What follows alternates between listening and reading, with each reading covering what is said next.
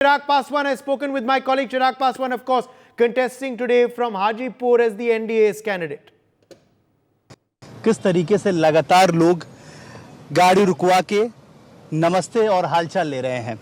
हमारे साथ चिराग पासवान हैं जो हाजीपुर से वर्तमान कैंडिडेट हैं एनडीए के। और ये देखिए 5 लाख भाई जीतेगा। और ये देखिए किस तरीके से चिराग खुद ही ड्राइव कर रहे हैं आज अपने क्षेत्र के लोगों से मिलने के लिए। आज वोटिंग का डे है। चिराग, क्या कहेंगे, ये उत्साह, ये जिस तरीके से आपको लोगों का प्यार है और ईमानदारी से मैं बोलूँगा यहाँ पर दिल जीतने ही आया हूँ।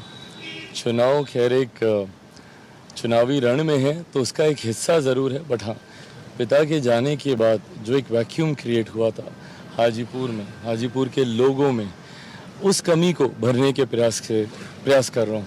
बिल्कुल।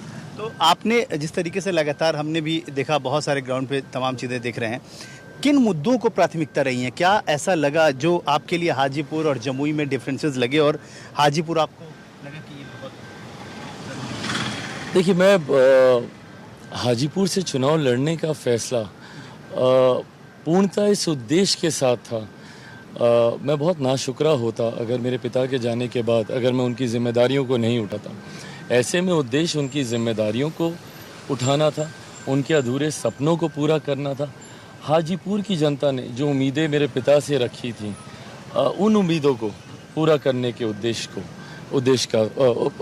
यही था कि उन उम्मीदों को मैं पूरा कर सकूं। ऐसे में आज जब हाजीपुर आया हूं, जमुई में 10 साल मैंने दिए, जमुई मेरी कर्मभूमि रही। मेरी कर्मभूमि को मेरा कोई अपना ही ध्यान दे, इस बात को भी मैंने सुनिश्चित किया। और ऐसे में जमुई में किए गए कार्य 99 पायदान पर था, आज पहले पायदान पर जमुई है in terms of aspirational district. तो ये कार्य जो मैंने जमुई में किए हैं, मुझे लगता है जनता का विश्वास होगा कि उन कार्यों को मैं यहाँ पर भी धरातल पर उतारूँगा। तो आज आपने क्या सोचा कि आज आप खुद ही लोगों से मिलने, क्योंकि लगातार आप तो हाजीपुर में जो चुनाव प्रचार में भी रहे, आज वोटिंग का डे है, तो आज इतना इम्पोर्टेंट डे आप खुद ही लोगों से मिलने निकल गए? बिल्कुल खुद आया हूँ, लोगों से इंटरेक्ट कर रहा हूँ, कहीं कोई किसी को दिक्कत ना हो इस बात को सुनिश्चित करने का प्रयास कर रहा हूँ। हम लोग भी आपके साथ चल रहे हैं और देखते हैं कि किस किस लोगों से आपकी मुलाकात होती है, क्योंकि यहाँ पे लंबी कतारें लगी हुई हैं आगे भी। चिराग जी, तेजस्वी कह रहे हैं कि 300 सीटें हमारी आ रही हैं और किसी तरह की कोई संशय की गुंजाइश नहीं है।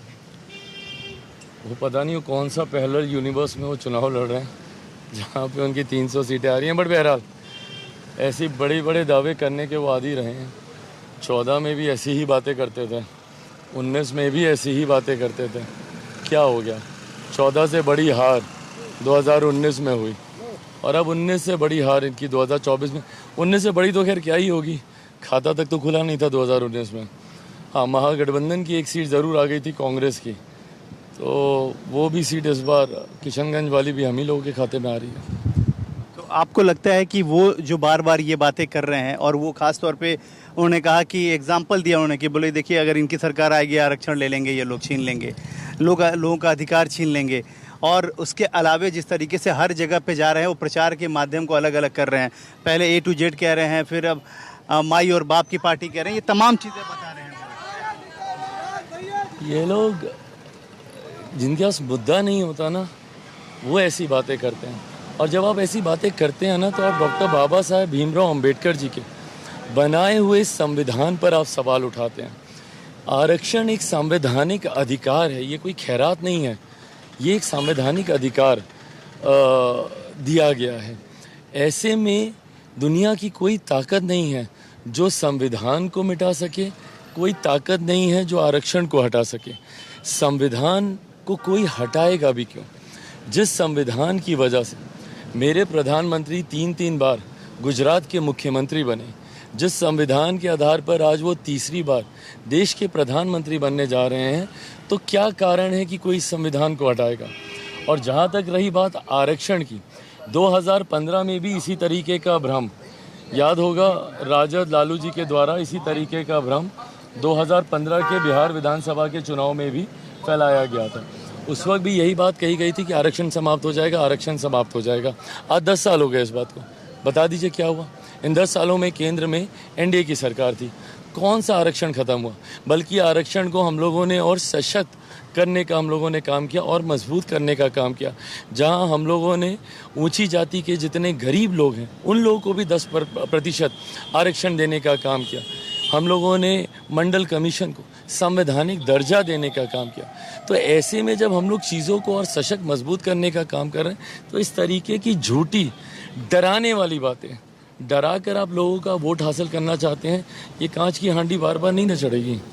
For more such videos, subscribe to the NewsX YouTube channel, hit the bell icon.